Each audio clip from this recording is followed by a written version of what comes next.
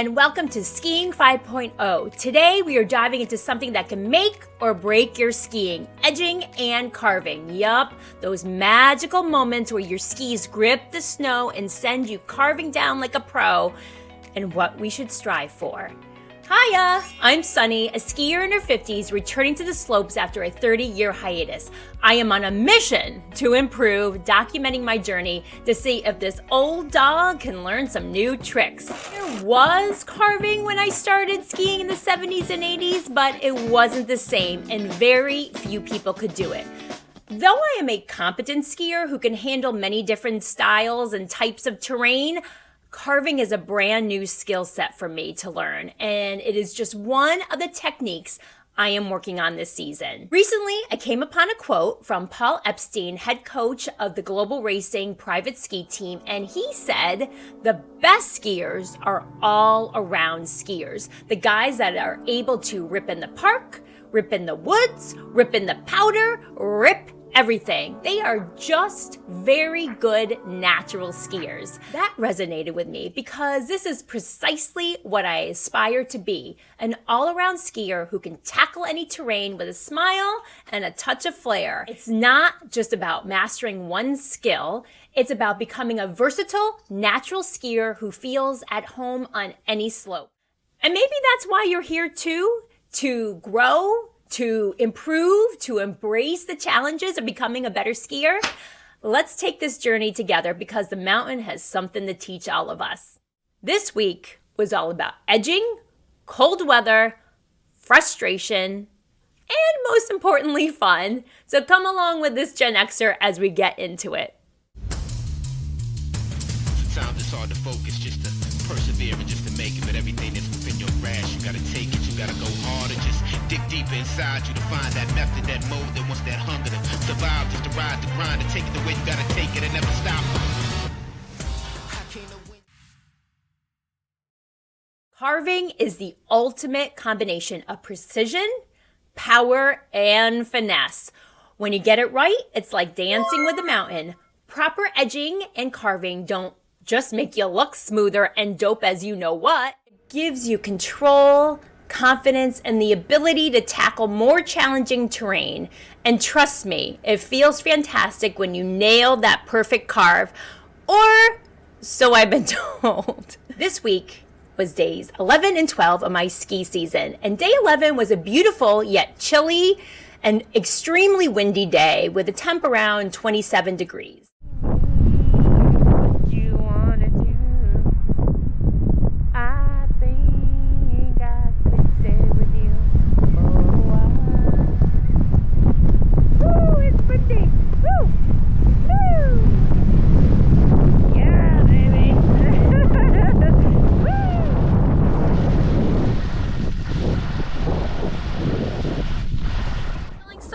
Clicking. I think it's the disco drill with hitching my hip is really allowing me to push my downhill ski edge almost like I'm slicing the mountain. It feels like a break, so I'm feeling like I'm getting more leverage on that. So that's it. Hey, I'll take it. I had this one magical run early in the morning and was so proud of myself. 14 turns! And the majority of them were carved according to my ski IQ. I was feeling so stinking proud. But then coach reviewed my Insta360 footage of another run later in the day and pointed out I was still pivoting at the start of my turns. I wasn't engaging my ankles properly. I am learning like you, and I am a research girl, so here are some common issues when learning how to carve. Mistake number 1, leaning back. Been there, done that. When your weight's too far back, you lose control and momentum. The fix? Keep a forward stance and weight evenly distributed. Think athletic, ready to jump. Mistake number 2, over edging. Too much pressure can make your skis slip. The key is gentle, consistent pressure to let your edges bite into the snow. I notice this often, especially when I'm on hard surfaces and I can't get my edges to bite in. It's all about my body positioning and angles, and I know and I trust that I will get it one day. How do you take your carving to the next level? It starts with body movements and focusing on rolling your ankles to engage your edges smoothly. I am working on this myself, so coach had me practice in boots, moving side to side, and he showed me that when you are standing up straighter, it is difficult to engage your ankles. But when you get down into an athletic stance, even though I worry about my butt sticking out, but I will handle that once I can get on edge, it is easier to engage your ankles. But I quickly learned that it's easier to do it in boots in the comfort of your living room, but it can feel scary when you're going down the hill. So drill of the week, find a flat terrain and practice rolling your ankles to engage your edges. When it clicks, it can be rewarding. I wanted a day to work on this drill, so I decided to travel to Whiteface Mountain for day 12. It was a Saturday, and I decided to do this and leave my home mountain because I knew it was going to be a zoo and very crowded because there have been some terrain challenges, especially with the rain the week before. And if you missed that video about me skiing in the very soggy and foggy rainy day, go check that out. But let's head to Whiteface. Ain't got nobody. Alrighty. Good morning. What is today? Is today Saturday? I am in Keene, New York, in the Adirondacks, headed to Whiteface, and I just stopped for breakfast and some more coffee. And I think one of the best places in upstate New York, it's an absolute gem, Stewart Chops. the little convenience store that has everything you need, the best coffee. Got myself a sausage eggwich and making my way to the mountain. Today's mission is mission edging. I'm all about the edging. So I'm gonna go to the easy trails, and the coach wants me to work at least an hour and a half on it. So I'm hoping for a breakthrough. Been doing some visualizations on the way up, so I'm excited to take you along. But I'm gonna drink my coffee and get up to the mountain, and I have so many new gadgets. I'm like Inspector Gadget. So, all right, I'm gonna eat. Cheers.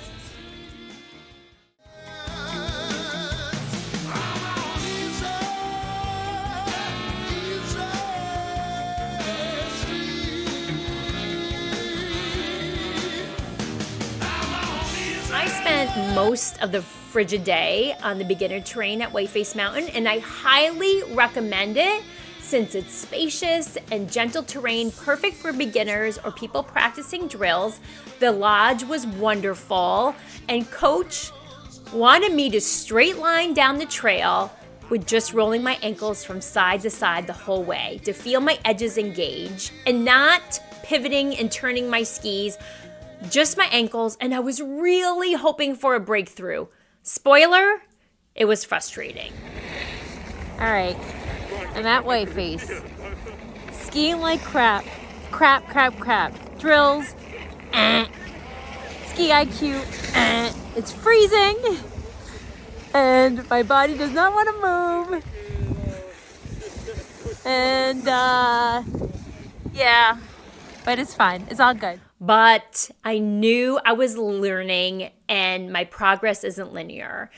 And even though it was cold, I was out there pushing through, but it was too cold to pull up my camera, so I really don't have a lot of footage because I was a little grumpy and cold, but I was still having a good time. Oh, it was a day. My toes are still numb. Back at the Stewarts, people. I had breakfast here in Keene at the Stewarts, and now I'm having a late lunch and dinner. Gotta get my coffee, and look at the yummy tasty, ooh, a tuna on rye, yummy.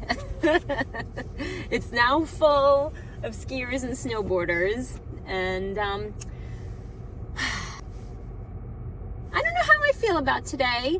It was really cold. I was whining to coach about it. I'm just having a little pity party. I really thought that I was gonna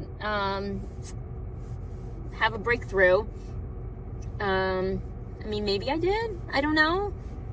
I was getting a little frustrated, you know, again, my carve metrics, and I don't want to let it affect me. But then when I was like, well, let me just do some nice turns or whatever, wasn't reflecting what I wanted. But I really can't complain. I'm being too hard on myself because I want to see quick gains, and I know that it's going to take me a while to get to the level that I want to be at. It's 4:30 and it's still light out. That's a good thing. Mastering edging and carving is a process. Some days, like my high ski IQ carving run, you'll feel on top of the world. Other days, like my practice at Whiteface, you'll feel stuck. And that's okay, because I know that every turn, every drill, every frustrating moment is getting me closer to my goals. I'm also using lots of visualization in the process to get me there as well, because I know when my mind and my body align, it is going to click. So let's stick with it and celebrate the wins, big and small. All right, my friends, that is a wrap on carving and edging for this week. I would love to connect with you, so please share your process and progress in the comments. And hey, if you've had a breakthrough moment or a tip that has worked for you, let me know in the comments as well, because we're all learning together. Don't forget to subscribe and like this video for more skiing adventures and tips, and to help this baby channel grow. Thank you so much for watching, and I will see you next week.